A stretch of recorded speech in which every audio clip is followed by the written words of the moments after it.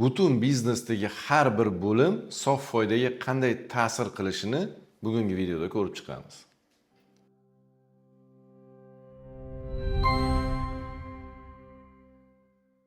Ko'pchilik biznes egalari foydaga qanaqadir umumiy narsadek qarashadi. Ya'ni muhimi kompaniya ishlayotdi-ku degan vaj bilan kelishadi. Lekin muammo shundaki, sof foyda deyarli hech qachon birdaniga yo'qolib qolmaydi. U turli bo'limlarda bo'lib yo'qolishni boshlaydi. Har kuni. Misol uchun, xarid bo'limi xomashyoni bozor narxidan qimmatroq sotib oldi. Qoldiqlarni nazorat qilmay qo'ydi. Ortiqcha tovarlarga pulni muzlatib qo'ydi. Foydani bir qismi shu yerda yo'qib ketadi. Ishlab chiqarish, to'xtab qolishlar, brak, qayta ishlash, xodimlarni past yuklanmasi.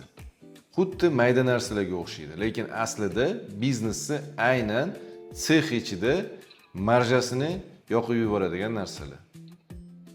Logistika, ortiqcha yetkazib berishlar, marshrutlardagi xatoliklar, dastavka bepul deb qilingan shoshilinch jo'natmalar. Mijoz buni hatto sezmasligi ham mumkin, lekin foydada esa juda tez seziladi. Sotuv bo'limi. Menejer mijozni yopish uchun chegirma beradi, lekin o'zi shu kontraktda foyda qoldimi hech kim hisoblamaydi.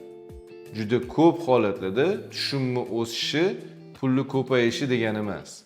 Marketing bo'limi. Lidlar bor, hisobotlar chiroyli, CPA ko'zni quvontiradi, lekin keyin ma'lum bo'ladiki, mijozlarning bir qismi xarid qilmayapti, bir qismi tovarlarni qaytarib yuborishyapti, yana bir qismi barcha xarajatlarni hisoblab chiqqanda zararga ketyapti. HR va jamoa. Ortiqcha xodimlar ishga olinadi, ma'muriy shtat haddan tashqari kattalashadi, motivatsiya tizimi to'g'ri yo'lga qo'yilmaydi. Natijada doimiy xarajatlar biznesni o'zidan ham tezroq o'sishni boshlaydi. Moliya va uchut.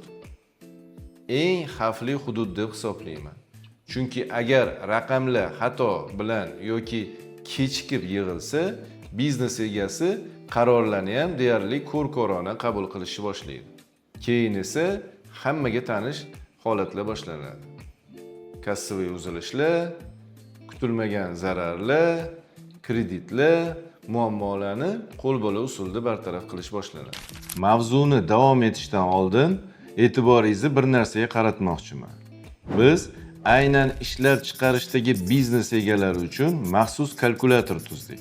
U orqali siz qayerda xato qilayotganingizni, qayerda pul yo'qotayotganingizni va qaysi nuqtalarni kuchaytirish kerakligini ko'rishingiz va tavsiyalar olishingiz mumkin.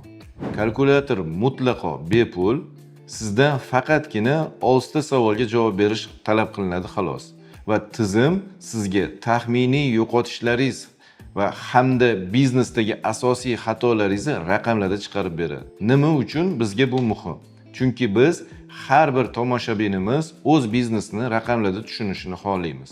Shunda videolarda aytayotgan fikrlarimizni ham amalda qo'llash osonroq bo'ladi. Javoblaringiz maxfiy saqlanishini kafolatlaymiz. Kalkulyator havolasini pastdagi opisaniyada qoldiraman. Eng qizig'i shuki, kompaniya ichidagi deyarli har bir bo'lim bizni normal ishlayapmiz deb yuraveradi. Lekin sof foyda butun tizim qay darajada bir-biriga mos ishlayotganining natijasi. Biznes xuddi qayiqqa o'xshaydi. Teshik qayerdan chiqqanining ahamiyati yo'q. Baribir butunlay cho'kasiz. Shuning uchun kuchli kompaniyalar faqat tushumni hisoblamaydi. Ular foydani aynan qayerdan kelayotganini, pullar qayerga yo'qotilib ketayotganini, qaysi bo'lim haqiqatdan natijaga ta'sir ko'rsatayotganini tushunadi. Ana shundan keyingina biznesni haqiqatdan ham boshqarish boshlanadi. Endi qarang. Yuqoridagi misollardagi ishlarni yurgizish uchun sizda aniq real va obyektiv raqamlaringiz bo'lishi kerak. Va menda biznesingizni raqamlarini jilovlab olishingiz uchun bir taklif bor.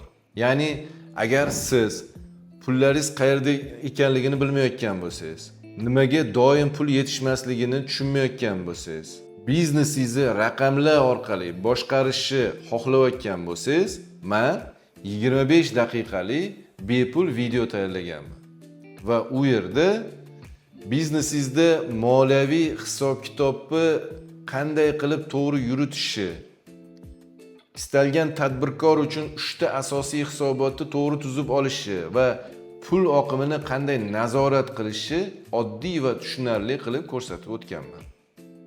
Ushbu videoga havolani ham pastdagi tavsiflarda qoldirib ketaman.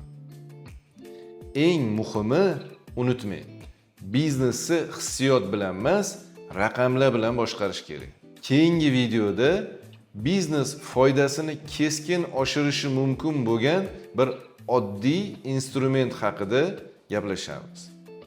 Shuning uchun obuna bo'lib qo'yishni unutmang.